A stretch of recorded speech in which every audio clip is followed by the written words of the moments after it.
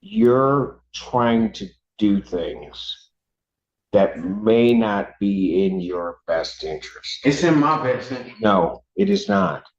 That is why that is why I stopped the proceedings when I did. It was clear to me that what you were trying to do was not part of the process and may very well be against your interest to just take accountability. It's clear you don't understand how this works. That would not only be a wise decision for you to come out and start stating stuff, but would also make me a bit concerned as to whether or not you understand the nature and objects of the proceedings. Court does call the cases of the people versus Montel Gatlin.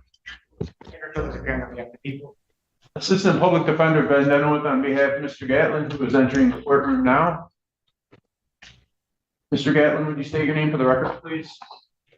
Montel Gatlin. Your Honor, at this time, the defense will refer Mr. Gatlin to the Forensic Center for competency. On both cases, I will email the form to the clerk of the court later today. All right, very good. Mr. Simpson, what's going on here? I'm sorry? What's going on here? Incompetency? Well, they've asked for a forensic evaluation. There's not, well, just Gatlin, just hold on a minute. I can't, when it's requested by counsel, there's really not a lot I can do except to do the referral. Okay. A forensics on what? Likely for competency and criminal responsibility.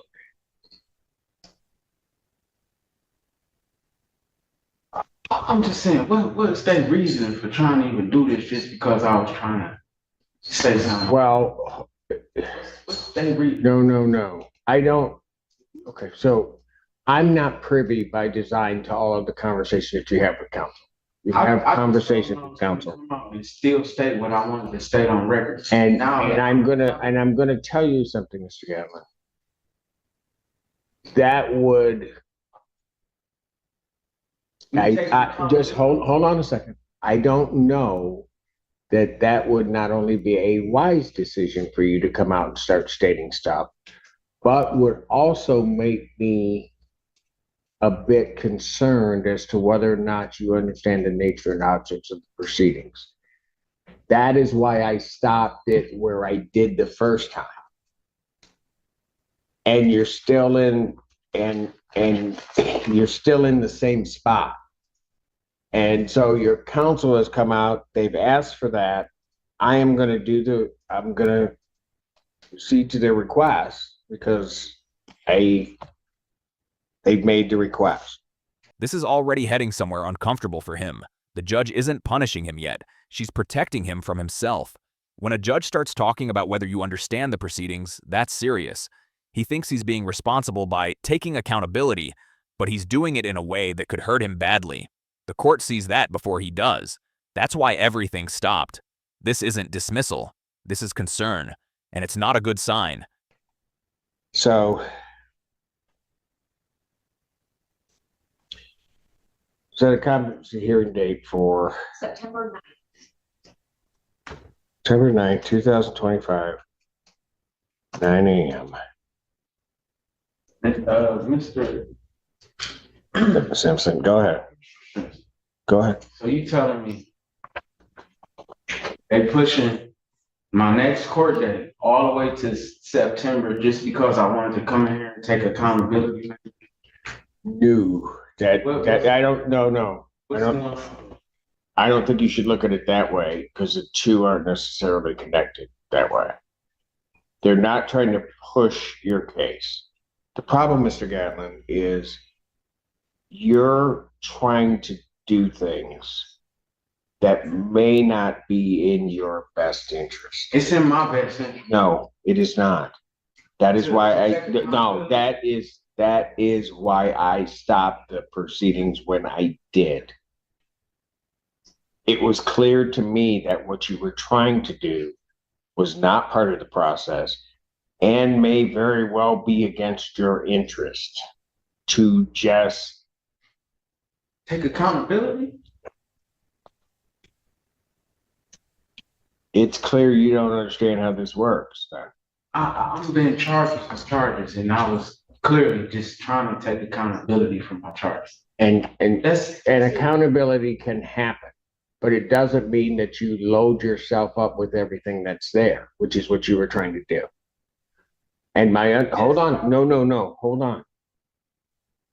After, when we had Mr. Brown up there and I talked to Mr. Brown and Mr. Childers, Denowith, it's clear that there's an offer of some type. I don't want to. There's part of the problem. You're trying to, I'm done. Because you're not listening to it. You're just deciding you want to do something your way. I'm trying to explain to you why I'm doing it this way. I'm done. Bond continue.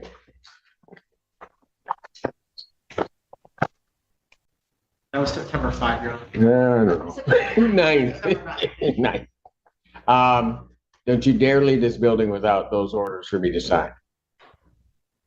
Yeah, I was gonna email them to a clerk. Yeah, you better get them today. I want to sign off on them. I'll go type it. I need to have a peaceful summer. That exchange mattered. The judge drew a hard line. He wanted to talk. She shut it down, not out of anger, out of control. When a judge says she needs a peaceful summer, that's courtroom language for, this is going nowhere productive today. The competency request is locked in. The window to argue closed. From this point forward, he's not steering anything. The process is. All right. Court does call the case, People versus Olivia Ray. Conrad Soder on behalf of the Township. Good afternoon, Your Honor. Aaron Hilgendorf appearing on behalf of Olivia Ray, who's present. State your full name. Olivia Ray. Thank you. All right, what are we doing? Your Honor, we're here for an arraignment and a pretrial. For purposes of the arraignment, we have received a copy of the misdemeanor complaint. We went over it. We would waive its formal reading. Ask that you enter a not guilty plea on her behalf. And then having waived formal reading, pleading not guilty, court will enter that plea. All right. Your Honor, it's my understanding today the defendant is going to plead guilty under HIDA. She is 20 years old. So she qualifies for HIDA. And so Hold for one moment. You got him. All right, go ahead. So it's my understanding she's going to plead guilty under HIDA today. She's 20 years old. She wants to proceed out with that. That's accurate, Your Honor. May I have her sworn? Raise your right hand.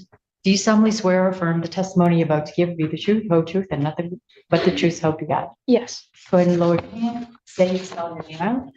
Olivia Ray. Ma'am, it is this court's understanding that you're going to be pleading guilty to the charge of retail fraud under the Pittsfield Township ordinance. Your understanding? Yes. All right, that is a misdemeanor, punishable by up to 90 days in jail and a $500 fine plus court costs. Do you understand that? Yes. And understanding all of that, do you still wish to plead guilty? Yes. And to that charge, how do you plead? Guilty. And you understand that by pleading guilty, you will not have a trial of any kind. Yes. You signed an advice of rights form, is that correct? I'm sorry, can you repeat that? You signed an advice of rights form, Yes. is that correct? Yes. All right. What'd you do at the Target store that makes you think that you're guilty? I walked in and I exited with a face wash without paying for it. With what? A face wash. Face wash? Mhm. Okay. Store is open to the public at the time? Yes. You didn't have anybody's permission to take that property, did you? No. This property you took was offered for sale by Target? Yes. All right. Counsel, have I complied with the court ruling? Would it be proper to accept this defendant's plea? Yes, Your Honor. Yes, Your Honor, we're satisfied. All right, court will accept the defendant's plea of guilty to this charge. Defendant is referred to probation for pre-sentence investigation and report. Sentencing in this matter, June 25th at 9 a.m. that works. June 25th, 2025, 9 a.m. You haven't appeared before me, obviously, before. Are you in school? Not at the moment. But yes, Well, normally. yes. She just finished her Sorry, second. it's the summer. Sorry, you went to a second-rate school. It's okay. I'm a Maryland grad, so I have to just say that. All right. Go ahead. You were saying, so That's really it. We were going to ask for a personal bond, Your Honor. She's 20 years old. She is a full-time student. She's clearly off for the summer. She has taken this very seriously. Her mom's here right now. Her dad was here this morning. We were mixed up on the time, but he was here and had to take off. But he did take off work and he was here. She has taken a extensive theft awareness course. She took a 16-hour course. I presented Mr. Seiler with a copy of that. So based on that, I would ask for a personal bond, and then I got to notify you of one thing. Oh, actually, she has never mind. We'll be back before that. She has a wedding. Her uncle's getting married in Wisconsin, but that's going to be July 2nd. So we were going to ask for permission to leave the state for that. In a different defendant, different energy, and the contrast is obvious. She answers directly. She listens. She doesn't argue with the court. That matters. The judge is already engaging her differently, asking questions, not issuing warnings. This is what credibility looks like in real time. No drama, no pushback, just cooperation. You can feel the room slow down. What are you studying? I'm an acting major. Did you graduate high school here? In Ann Arbor? No, sir. Where? I went to Interlochen Arts Academy. It's near Traverse City. I know where it is. Okay. Everybody thinks I just crawl from under a rock and just put on a robe and come in. I know where it is. So that tells me that there's a lot of talent there, right? I hope so. Valedictorian. They know so, right? So I'm sure your parents have probably asked you, what happened here?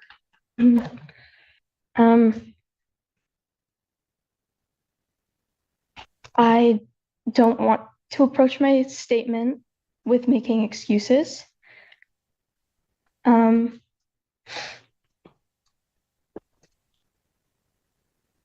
I have had anxiety since I was born, really, but I was diagnosed with it when I was in 6th grade. And I was having a particularly difficult time, and I believe I just wasn't thinking and made a mistake. Been doing this a long time, and so when young people particularly appear before me, sometimes I'm trying to figure out, why are you here? And why do you think you got caught? I'll let you answer, and then I'll give you the answer. But why do you think you got caught? That's a hard question, isn't it? Yeah. Yeah. But I'll tell you why I think you got caught. I don't think you were raised to be a criminal or a thief in any respect whatsoever. You don't know how to commit a crime. That line landed hard. This wasn't sarcasm, it was perspective. The judge isn't excusing what she did. He's explaining why it happened and why it won't define her. This is a teaching moment, not a lecture, and you can see her processing it. When judges slow down like this, it means they see potential. That's rare, and it's earned by how someone carries themselves in the room. That's why you got caught. Okay. And the important thing for you, I'll just take a little bit of time, because I can tell when you walked up here, you were nervous as all could be, right? There's this crazy guy named Simpson up here, and there's no telling what he'll do, right? I bet you were asking your attorney over and over, what's he like? What's he going to do? Right? I mean, no. No, I you didn't Googled ask you, but What'd you say? I Googled you. I'm not going to ask you what you found, right? You know, it's that day and age. If I want to know, I'm not asking my attorney. I'm just going to Google it. Whatever you do, and you still got to go through the sentencing process and everything else. But I think it's important. You just finished your 2nd year. And out of all of this whole thing, people at times make a lot of mistakes, right? And what you can't do is let this define who you are.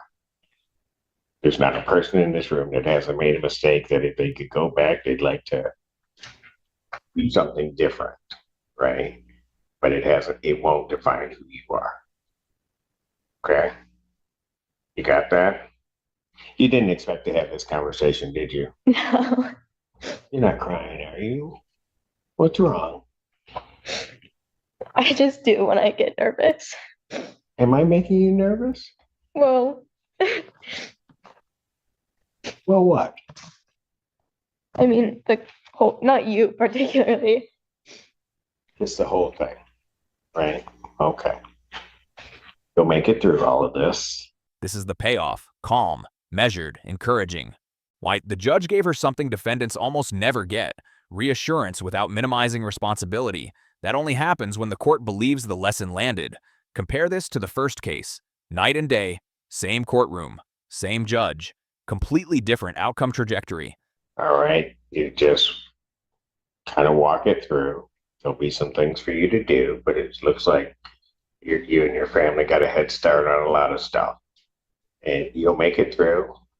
At some point, then later in life, you'll look back and you'll try to figure out why the heck I did that, and maybe even get a little bit of a chuckle out of it in some way. Okay. So what kind of arts do you do? A theater. Your theater. Mhm. Really? So acting. Yeah. Probably good that you're with a bunch of lawyers. Seems all we do anyway, right? All right.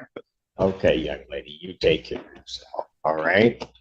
Okay, thank you, Your Honor. And you just want me to give you a copy of that certificate from her class at sentencing? Or would you like a copy? I have it. Well, I'll tell you what, on your way out, you can start the process. You can stop down at my probation department. They'll be on your left on the way down. And if you have a copy of the certificate, you could, if they'll take it right now, you can give it to them. Okay. Right now. All right. Okay. Thank All you. right. See you on the 25th. Yes. This hearing showed how much demeanor matters. One defendant fought the process and triggered concern. The other respected it and earned patience. The judge kept control the entire time, but the tone shifted based on who was standing there. That's the lesson. Courts respond to accountability, but only when it's paired with understanding and restraint. One walked out with delays and evaluations. The other walked out with guidance and a future intact. Thanks for watching. Like, comment, and subscribe for more courtroom reactions. We will see. If you need something, okay?